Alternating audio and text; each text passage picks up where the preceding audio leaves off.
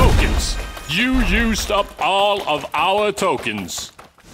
What's happening, guys? This is James Blonde with MMOHuts.com. This time we're taking a first look at the early access of Magicka Wizard Wars from Paradox North. This is a 4v4 dynamic spellcasting action PvP game with an isometric view based heavily on the original Magicka game. It's essentially the strictly PvP only version of the game, which adds a whole new aspect of on-the-fly spellcasting. This time the game will be free to play, and currently it's in early access on Steam, but from what the developers are saying, the game is still in early alpha stages of development. So I'll show you guys what the game is all about so far. So of course here we've got the menu. Not a lot of stuff going on here, but you can see that it says alpha build, and you can get a preview of your character right here. You can kind of turn him around a little bit. You've got some highlights rotating here and some of the most recent news posts about the game. You've got your friends list here, and at the top you've got your region and crowns, which is the in-game currency, and your character level, which I assume later on will be used for matchmaking, but for now I don't think it really does much. From the options menu, you get a decent control over your display settings, your audio settings, and the key bindings. And as of right now, the game doesn't actually have gamepad support, but the developers are saying that they are looking into it, and they claim to have nice controller mapping down already. So it sounds like it'll be there before too long. You're also not able to bind additional mouse buttons natively in the game. I'm not sure if that's intentional or just not added yet. So before we get into the gear, let's get into the actual gameplay itself. Usually when I talk about the controls in a game, it's pretty standard, and for the movement in this game, it pretty much is.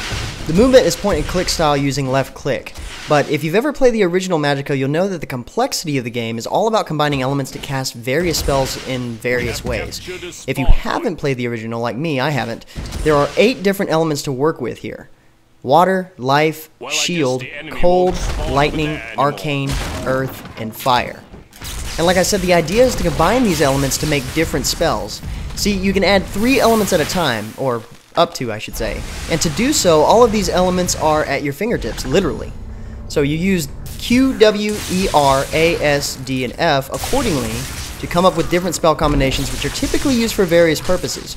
Because not only do you have these elements to use once you combine them, you can actually create a few more, like steam by using fire and water, or ice by using water and cold. Now, one cool aspect is each of the elements behaves as it would in nature. So if you cast fire on someone, they're going to ignite. And that particular someone might want to cast water onto themselves to put out the fire. But if they remain wet, then they're subject to some serious lightning damage from another player if they're wise enough to notice. The game is a whole new level of rock, paper, scissors. There are literally hundreds of different combinations of spells. But because they behave the way they do in nature, some elements don't actually combine, like lightning and water, for example. That would be bad. Or fire and cold. That's contradicting. But in a fight, they do tend to counter each other in some cases.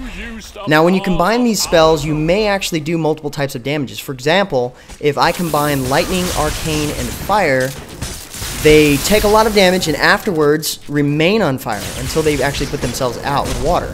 I like to call it my lasting effect. Being on fire will really get you in trouble in this game.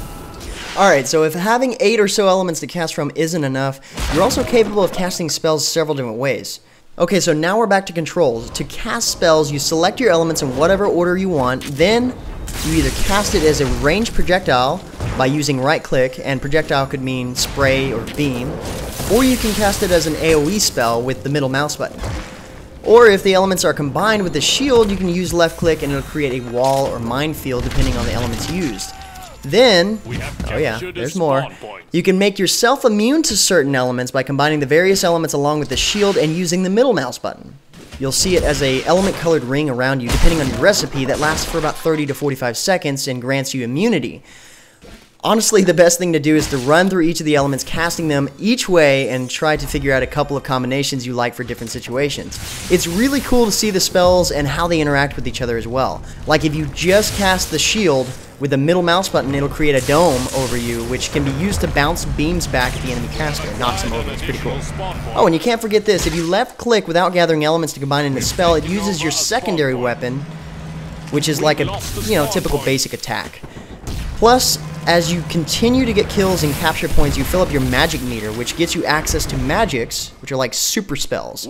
One is Boots of Speed, which is helpful for getting to overrun capture points or getting away from the magic number 3, which is the unholy Grim Reaper that 98% of the time insta-kills you if you can't get away from it or if you're not buffed in some form or fashion. Magic 2 is a revival ability, which comes in handy if you're on the verge of losing a spawn point. And finally, Magic 4 is all hell breaking loose as you cast a crap ton of meteors in a gigantic AoE capable of killing everyone in the match at one time. Granted, they're, all in one area. But still, it's pretty ridiculous, and you will die if you do not get away from it in time. And so there's one more thing that makes the matches that much more challenging. If you haven't noticed already, there's heavy amounts of friendly fire involved. You can, of course, heal yourself and your allies, but you can also do harm to them pretty badly. Earlier I told you I like to spell lightning, arcane, and fire. Well, it's good if your allies aren't around you, because the lightning tends to jump towards the people that are close by, therefore dealing just as much damage to friendlies as it does to baddies. Of course, if you accidentally set your friend on fire, you can put them out with water, but don't push them across the map with it. And so this sort of brings up another point here. You may have noticed that there's no communications going on with our team in the match. And honestly, I'm kind of glad, because as many times as I've seen accidental friendly kills, I could imagine players at the other end just freaking out over stuff. But then again, I wonder also, how are they going to keep certain players from coming in and griefing their teams? Doesn't seem to be an issue now, but it might be later. But anyway, talking a lot about game mechanics and not objectives. Well, they're pretty easy to grasp. The game only has one map right now, and it's got 3 spawn points that can be captured by either team. First team to capture all the spawn points and kill off the remaining wizards win. That's pretty much it. Well, your team also has spawn tokens, so you don't want to run out of those, otherwise it'll mean a win for the other team if your team is finished off.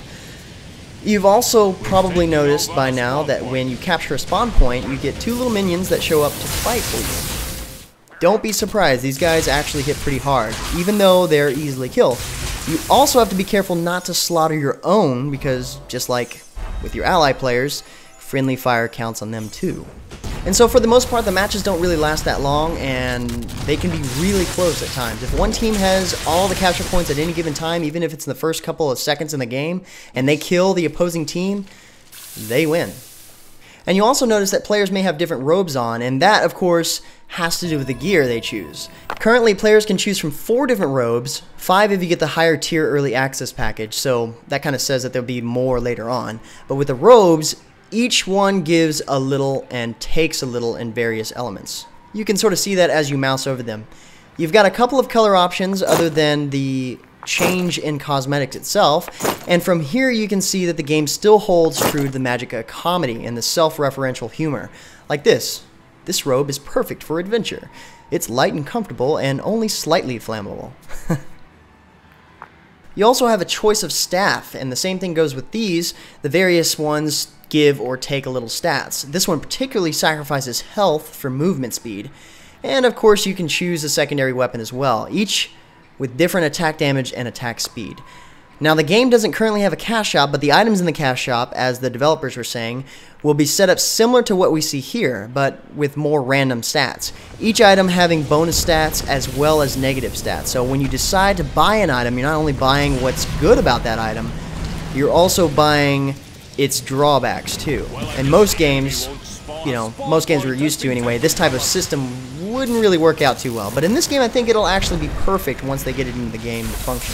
But other than that, guys, that's the gist of Magicka Wizard Wars as the game stands now. I really enjoy it.